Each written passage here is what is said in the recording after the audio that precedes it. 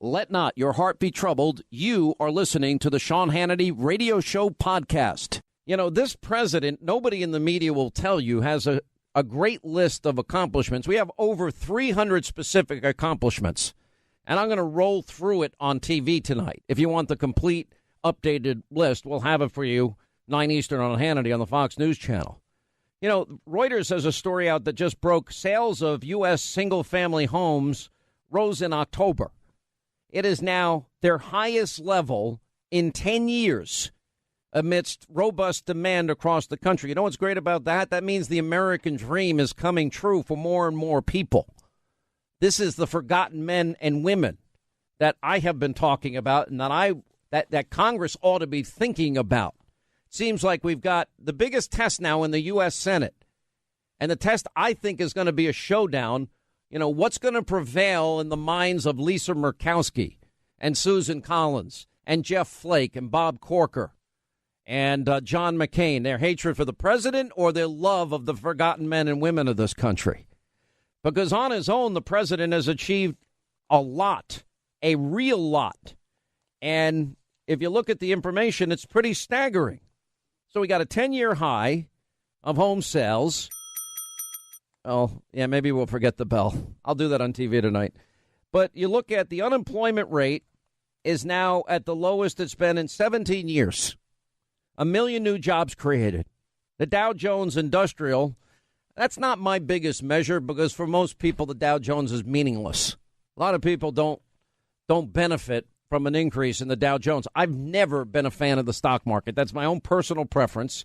You know, but you make your own financing decisions and long-term decisions because, you know what, to me, it's a little bit of gambling. And when the next adjustment comes, you know, you're going to see 40% of your wealth on paper wiped away, and that's not a fun feeling. I've had it happen. So I'm not a big believer in it. Anyway, but it's up significantly, and it's up, 29% since Election Day of last year. Election Day 2016, it was at 18,000. Now it's at 23, almost 24,000. So that's a serious, significant increase. And since November 8th, it's gained 22%. It's added about $5.6 trillion to the economy. I mean, that's serious money. Now, the good part is, as people cash out and take their profits with them, that means that's good for those people that have been left behind because that means, they're going to buy things, whatever it happens to be. They're going to go to restaurants. They're going to buy coats and furs and, take vacations. And all of that keeps the rest of the economy going. The median existing home price for all housing types in October was up 8.7%. That's people's biggest investment. That's huge. Median existing home price is up 5.5% in October alone. That's a huge number. Consumer confidence is now up 13% since Trump took office, a 17-year high. Food stamp usage is now at a 7-year low in this country. And, you just go through all the different economic measures, and they're pretty amazing. Here's the challenge. So far, the House this year has passed about 300 bills, the House of Representatives. The Senate hasn't even taken them up. Good bills, sanctuary cities. What's his name? Kate's Law. They passed the health care bill. They passed this tax cut bill. Now, none of these things are perfect or the way I want them, but at least they're getting the job done. And the Senate has done nothing. And all we've heard from Mitch McConnell and company is, it's a 2-year period. Well, the people can't wait 2 years that are suffering. The idea is to get them immediate relief, which, to the president's credit, he's already done. On his own, this president kept his promise to put an originalist on the Supreme Court. The stock market's at an all-time high. Consumer confidence, 17-year high. 1 million jobs have been created. Mortgage applications now for new homes has risen to a 7-year high. Unemployment, I got it wrong. It's at a 16-year low in this country in just the last year. Then he did all these things, ending burdensome regulation, and has moved the country closer and closer towards energy independence. Energy is going to result in millions of high-paying career jobs for Americans. if we'd only stick to it forever, we would never need to import a single penny of oil from any country that hates us. He signed the Promoting Women in Entrepreneurship Act. He signed the gutted all these Obama regulations. And let me tell you, that is a huge win for businesses because they're spending millions and hiring fewer people because of all these regulations and fines that they're paying for ridiculous things. He ended the war on coal. He weakened Dodd-Frank. He's promoting buying and hiring American. I've always believed that my whole life. If you can buy American and keep an American in a job, then do it. You know, he's investment from major businesses, Foxconn, Toyota, Carrier, Ford. All these companies stayed because he's putting pressure on them to stay single-handedly. Illegal immigration is down 70%. He hasn't even built the border wall yet. You got the bids now. He's still fulfilling that promise for the border wall underway. You know, the president, as best he can, has fought back against sanctuary cities. He's created Victims of Immigration Crime Engagement Office. He's changed the rules of engagement against ISIS, and now we're winning. Oh, interesting concept. Let the generals, let the military do their job.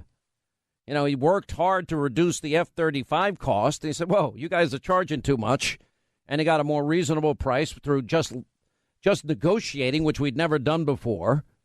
You know, he led the sanctions in Iran over their missile program. He responded to Syria's use of chemical weapons. If you were watching 60 Minutes last night, and, you know, you got Assad now bombing 450 attacks against hospitals in Aleppo and other places. Unbelievable. Then you got these doctors all risking their lives, those that didn't flee. He introduced the tax reform plan. He's renegotiating NAFTA. He got out of the TTP, Trans-Pacific Partnership. He removed the United States from the Paris Accords, thank God. He chartered a task force to reduce crime. The DOJ's done a great job at targeting MS-13. He's got executive orders promoting energy independence. That is massive. That one executive order alone is going to mean over time millions of jobs for Americans and lower fuel prices, the lifeblood of our economy. He signed an executive order to protect police officers and another order to target drug cartels. He signed the order for religious freedom. Education, he's now sending back to the states any way he can. He's in the process now of fixing the Department of Veterans Affairs, which has been an absolute disgusting mess. You got finally part of the Supreme Court upheld part of his travel ban executive order. He's authorized the construction of the Keystone Pipeline. He's created a commission on election fraud and a commission on opioid addiction. He's combating human trafficking, rolled back Obama's weak Cuba policy. Food stamp use is the lowest in 7 years. The White House payroll has been reduced significantly. He's donating his presidential salary, and he signed 54 pieces of legislation. I have 300 examples of those. Where's Mitch McConnell? Do you know of the president? There's been House and Bill joint resolutions, 413. Only 64 passed by the Senate. Senate bills and joint resolutions. It's ridiculous. The president nominated 515 civilian nominations received by the Senate. In a year, they've only confirmed 266. Half are unconfirmed. And McConnell's lecturing us that our expectations are too high. Excessive expectations about how quickly things happen. Yeah, how about the democratic process? This is it. This 3.5 weeks will decide if Mitch McConnell, Jeff Flake, Bob Corker, John McCain, Susan Collins, Lisa Murkowski, if they're going to literally cause, because they will be responsible, a Republican beatdown in November of 2018. It's in their hands the next 3.5 weeks, really, because if they wait till after Christmas, I don't think anyone's going to have any patience for it.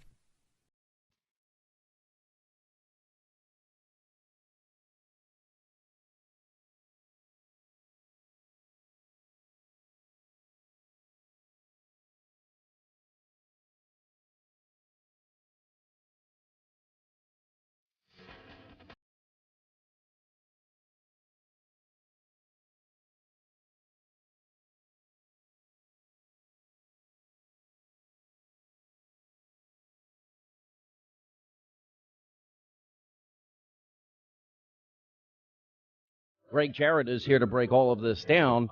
Let's start with Dershowitz's comments because, look, Alan Dershowitz has been dead on accurate from the get-go. These tactics that he's describing are used every day. They are by overzealous prosecutors who are so unprincipled they would do anything, including suborning perjury, in order to obtain a conviction in their one-loss column. And that's what I worry about here. I suspect that Flynn has nothing to say about so-called collusion between the Trump administration or Donald Trump himself and the Russians. But that may not matter if he's willing to, at the behest and under pressure of the special counsel, Robert Mueller, to lie. And, we have seen it time and time again in which, under threat of prosecuting your own son or threat of putting you behind bars, you succumb to the pressure of exaggerating or of outright lying about events being encouraged by a prosecutor. In other words, so let's go over the case of Paul Manafort. What they charge Manafort with has nothing to do with Russia. In other words, the initial reason for the investigation.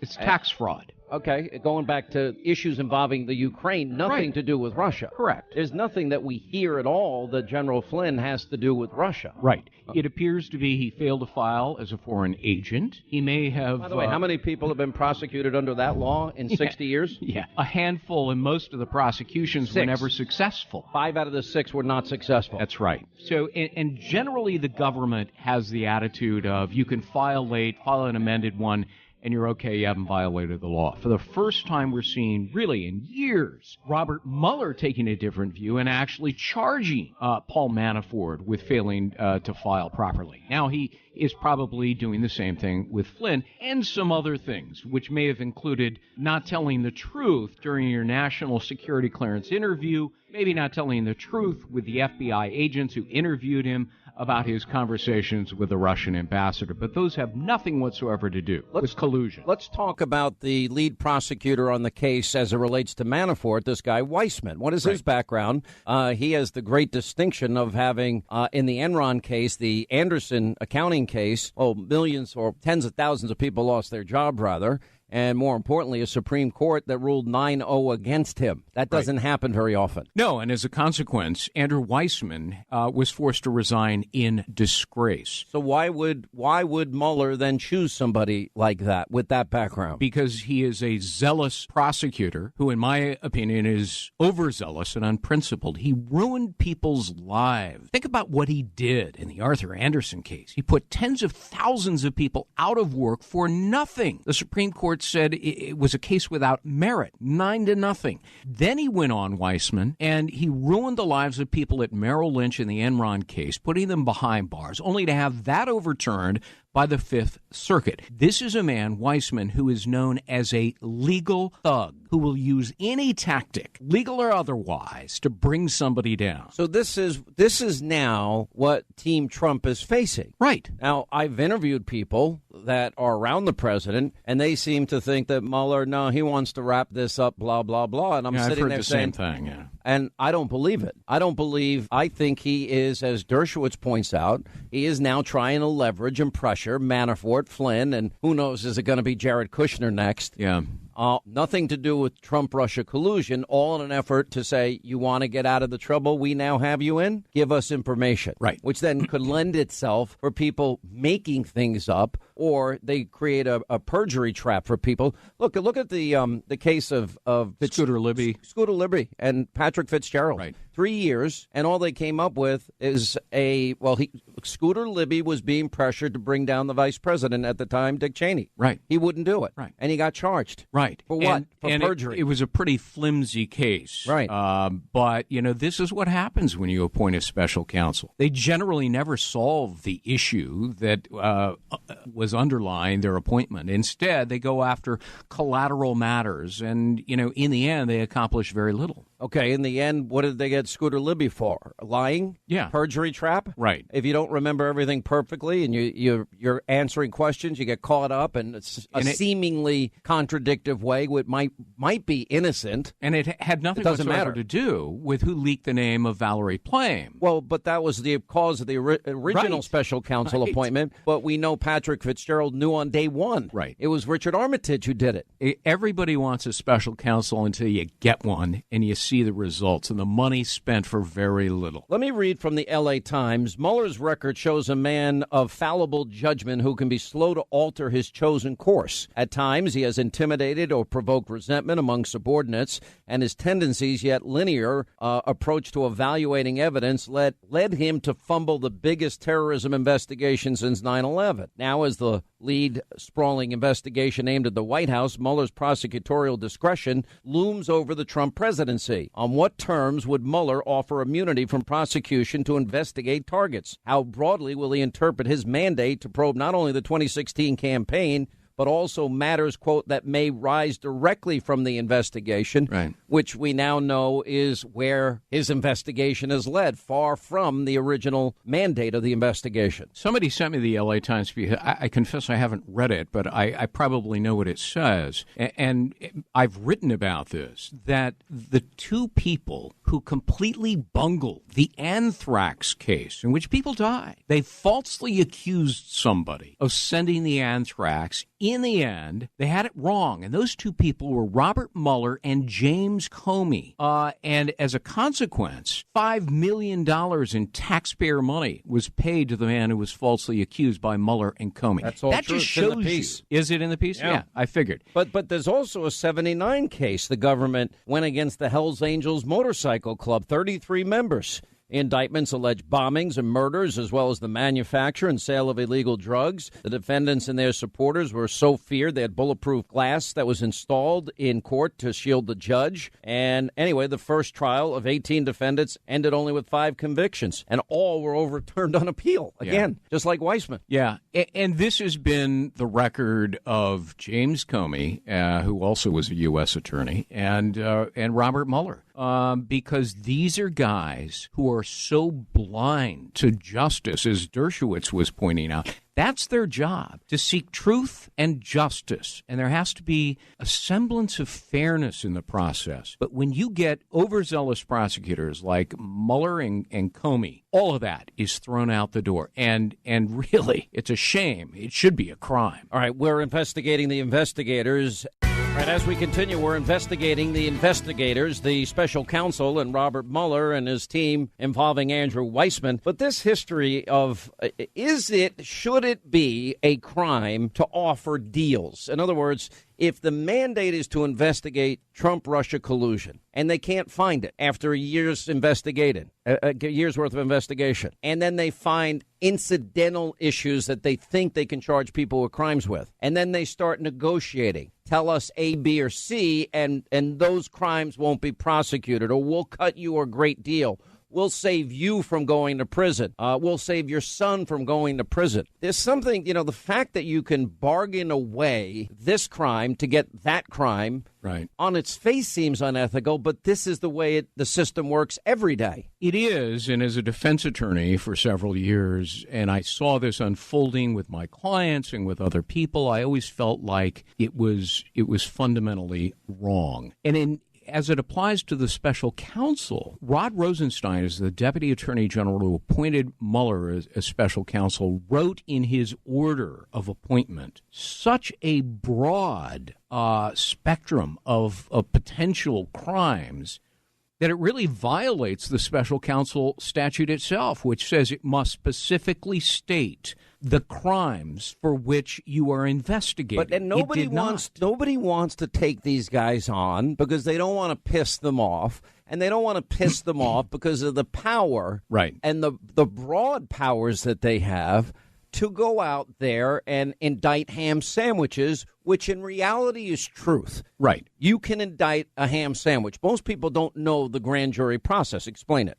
Well, the grand jury is a charade because there's no defense attorney there. There's no rules of evidence. Hearsay, double hearsay, triple hearsay is all admissible. There's no judge presiding. Only the prosecutor is there, and he cherry picks the kinds of evidence that he wants to present to the grand jurors. And typically, when you're only getting one side of a story, you're simply going to adopt what the prosecutor is urging you to do. It is anathema to justice. And it is one of the constructs of the Constitution that I think was faulty. And, we need to get away from the grand jury system, a better system, which many states have adopted. They've abandoned the grand jury system. They make prosecutors, after charges are brought by those prosecutors in their names, they must submit that evidence to a judge in a preliminary hearing. And you've got to convince that judge, based on probable cause, that you have enough evidence to go to trial. What about when we investigate the investigators? How could Mueller himself, have been the FBI director when in 2009 the FBI had an informant that discovered a network that was set up by Vladimir Putin where bribery and kickbacks and extortion and money laundering was happening, and they knew all about it and covered it up? The great irony here, and it's a disgusting irony, is that Robert Mueller and his successor, James Comey, together with Andrew Weissman and Rod Rosenstein, all of these people are buddies, and they all knew about the Russian racketeering scheme that drove the sale of a vital national security interest, uranium, to the Russians. And they didn't tell Congress. They had a duty to do it. We don't know if they told CFIUS, but CFIUS approved the deal unanimously with Hillary Clinton presiding. And these guys are now investigating Russia and Trump? They ought to be investigated. They absolutely should be. And, in fact, I hope that Congress, which is irate about this Uranium One deal, having now learned about it, puts Robert Mueller and Rosenstein and James Comey and Andrew Weissman in front of microphones and cameras under oath to answer for why they covered this up. Unbelievable. Real Russian collusion. What are they going to do about the dossier, too? But we've got to let it go from here. We'll see you tonight on TV. We'll have a lot more on this.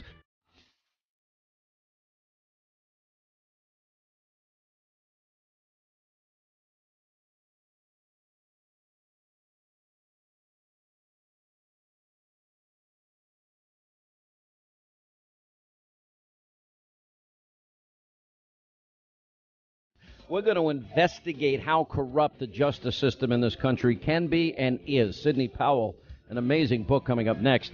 Now, I recently read a powerful book, read it in one day.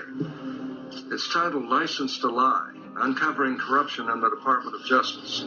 Now, I recommend that you read this book, because if even half of it is true, and I believe it is true, you have a lot of work to do to clean up that department. Will you consider doing that for me? Thank you, sir. I will.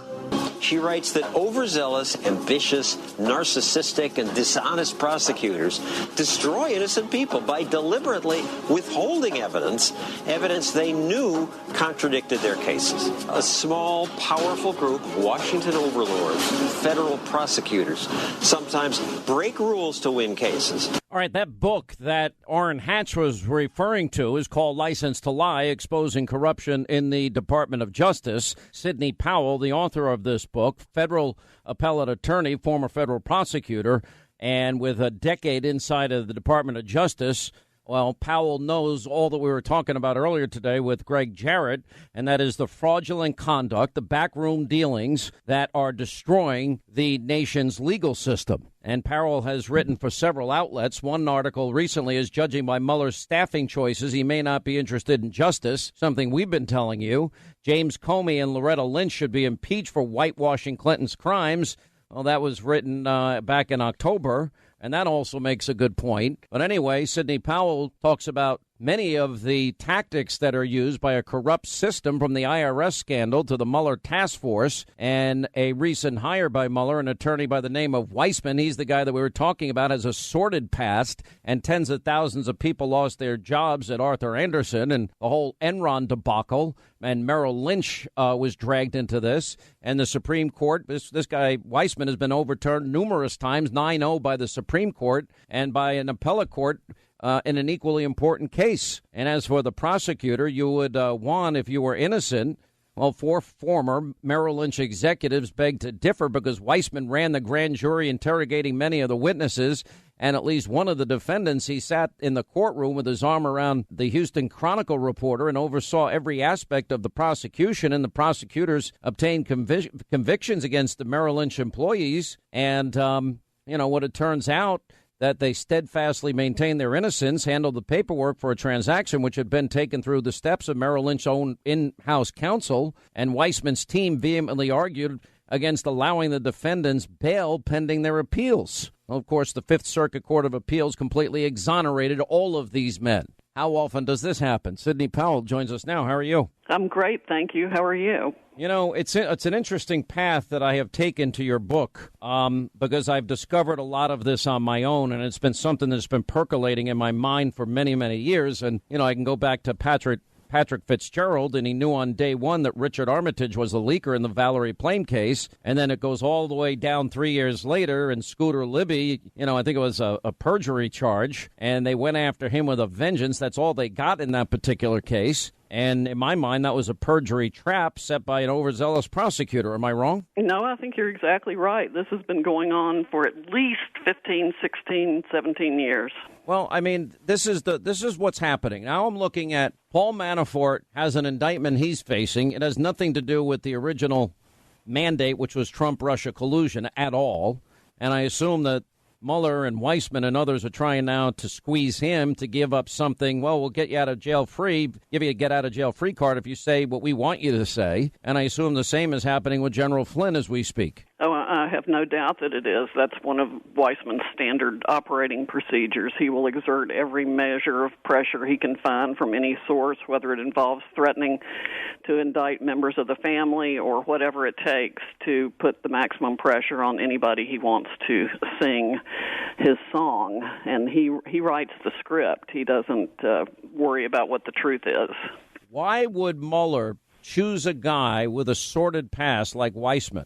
He apparently likes those tactics. I'm sure Weissman is good at taking Mueller's orders. They've been a pair for a very long time. In fact, Mueller had a hand in picking Weissman for the Enron task force 16, 17 years ago now. And he also goes far back with Leslie Caldwell, who used to be head of the Department of Justice Criminal Division, who then brought Weissman back into DOJ recently. I mean, all of the Enron task force prosecutors found their way to very powerful positions, mainly in the Obama administration, and they've been running the country from various parts of it for a number of years now. Do you think any of what the tactics that they've shown, in other words, after Mueller knew what happened with Arthur Andersen and Enron and what happened to these Merrill Lynch guys, don't they have any responsibility to own up to the fact that they are ruining people's lives here in the process of exerting this unchecked power? No, I mean, one of the things we need to do, we need massive criminal justice reform to stop this unchecked power. Prosecutors have sovereign immunity. They enjoy the same immunity that federal judges enjoy, even when a prosecutor commits intentional misconduct, such as hiding evidence that they know exonerates the defendant. And that happened in the case of Ted Stevens, didn't it?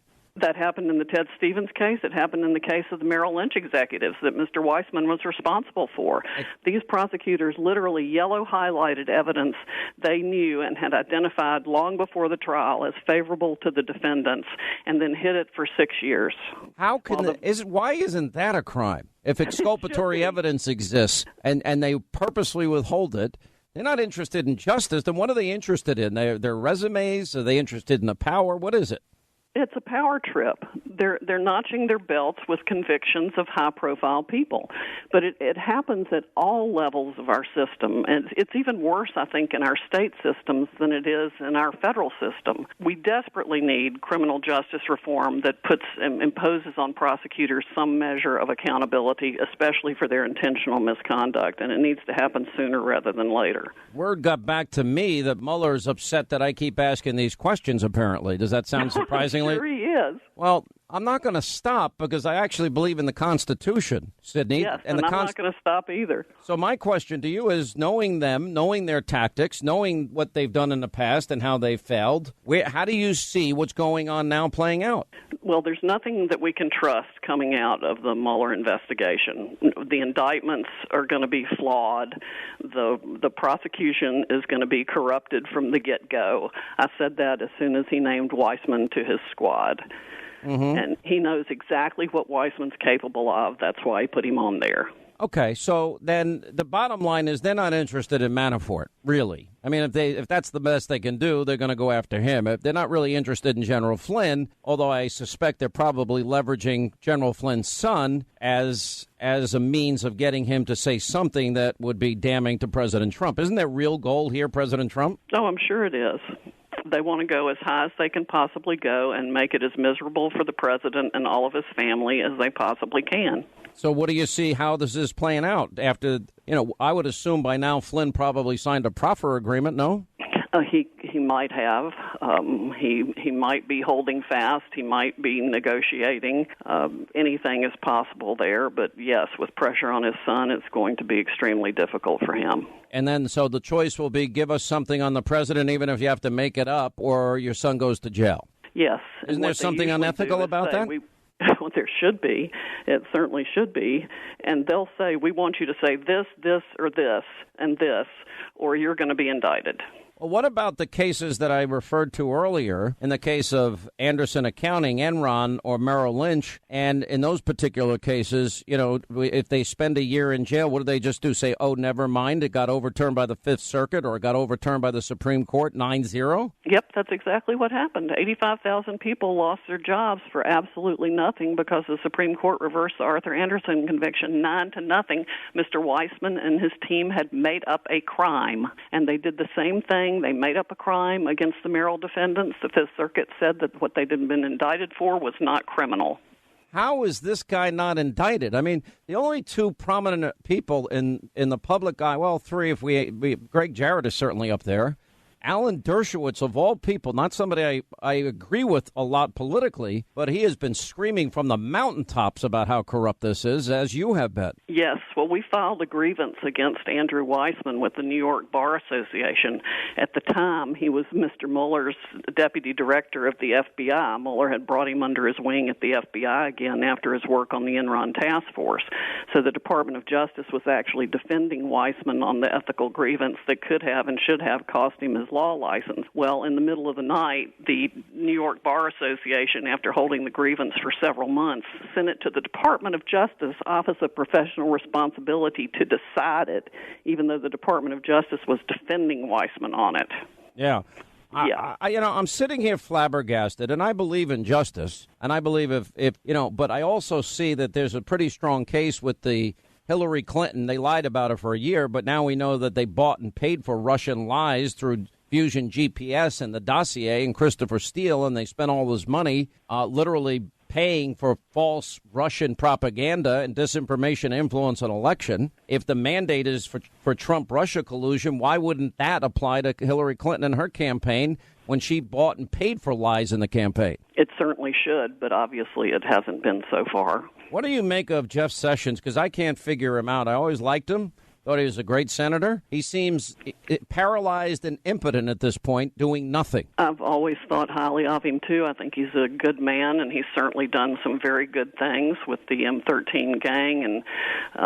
But there's a but coming. Yeah, there's a but coming. I just think it's extremely difficult to have an attorney general who has to be recused from handling the biggest crisis facing the country's legal system in a long, long time. You see, what I fear here is that I think if you push people far enough And I don't know. I got to assume that General Flynn is somebody that can handle pressure. Paul Manafort can handle pressure. But when you're talking about the rest of your life being blown up, I'm not sure even if people that can handle a higher degree of pressure, if they don't break under the circumstances, knowing that the rest of their life is over. You're absolutely right. Judge Rakoff wrote an article a number of years ago about why the innocent plead guilty. I would say that 5% of our prison population is completely innocent, and some are there on guilty pleas. It happened in the Enron cases. By the time the government had lost a second trial and were going to try people a third time after a reversal or a hung jury, people cratered. They couldn't take the emotional pressure, the financial pressure, the psychological pressure. They just cratered and went ahead and pled guilty. I can think of 2 or 3 people that I know for sure did that. In other words, they know they're innocent, but it's I'll take the plea, I'll pay the fine, I'll spend the year in jail and get my life back. Right, because they've already lost 10 years of it or more through the ordeal. And a fortune in the process trying to defend themselves. Right. They're bankrupted. They're broken. Their families have been devastated. You can't imagine what happens to to children and teenagers when they wake up one morning and their parents been indicted. Or like Manafort, your home is raided and your wife is frisked in the bed. I mean, what a horrible violation and absolutely unnecessary. I knew as soon as I heard that it happened that was Andrew Weissman. We got to take a break. We'll come back with Sidney Powell, who wrote the book License to Lie, Exposing Corruption in the Department of Justice. And we'll get to your calls at the bottom of this half hour here on the Sean Hannity Show. All right, as we continue with Sidney Powell and her book License to Lie, Exposing Corruption in the Department of Justice. You know, one of the things that I think is most frightening in all of this is all these discussions and talks about, for example, the Fusion GPS phony Russian document may have been used to get a FISA warrant to spy on everybody in the Trump campaign. Exactly. Now, if that ever happened, that would not be legal evidence or legally obtained evidence, would it? No, we need to know exactly what role the Steele dossier played in getting that warrant. I just see so many crimes here, and then the Uranium One deal, and then the dossier deal, and then Debbie Wasserman Schultz and her IT guy, and like Hillary Clinton. Who deletes subpoenaed emails by Congress? Who bleach bits them and acid washes them and destroys BlackBerries and only hands over devices without SIM cards and gets away with it?